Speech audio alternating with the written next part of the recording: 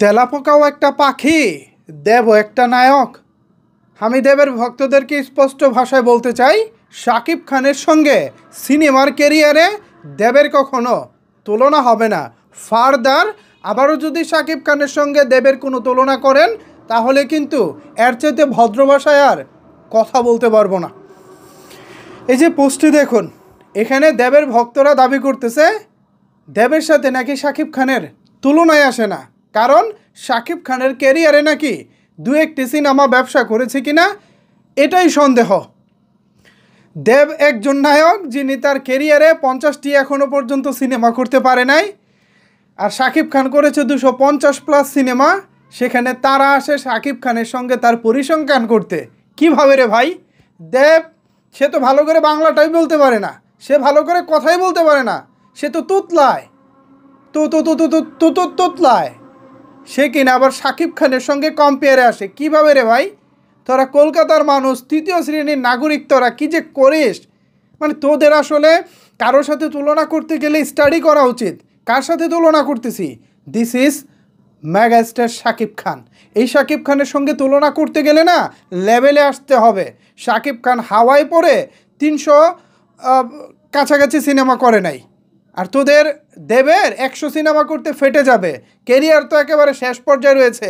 রুগু ডাকাত এসব সিনেমা করে গল্পের গুণ আগামাথা থাকে না, খালি ভিজুয়াল থাকলেই হয়, খালি একটা লুক নিয়ে সামনে আসলেই হয়।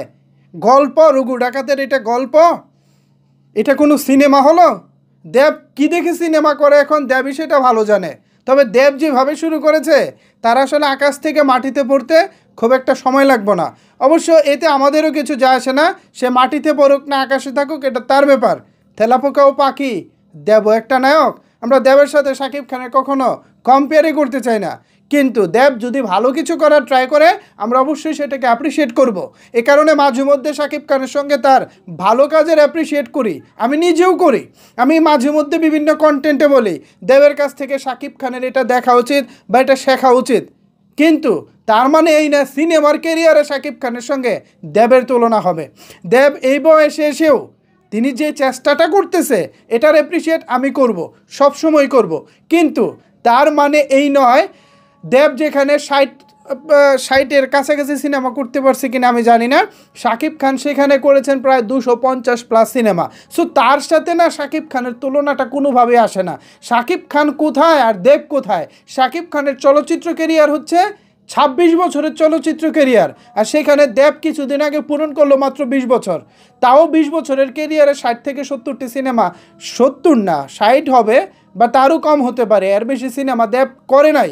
তারপরও আমি ধরে নিলাম যে দেব মোটামুটি কাজ করতেছে, কিন্তু তার সাথে শাকিব খানের তুলনা কিভাবে আসে? আর শাকিব খানের ক্যারিয়ারে 2-1টা সিনেমা ব্যবসা সফল।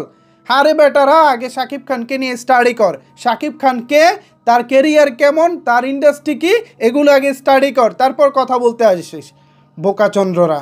ভিউয়ার্স, এ বিষয়ে আমার আর কিছু বলার নাই। এখন আপনাদের মতামত শুনতে চাই। নিচের কমেন্টস বক্সটা আপনাদের জন্য ওপেন রইল। ধন্যবাদ সবাইকে এতক্ষণ আমার সাথে থাকার জন্য।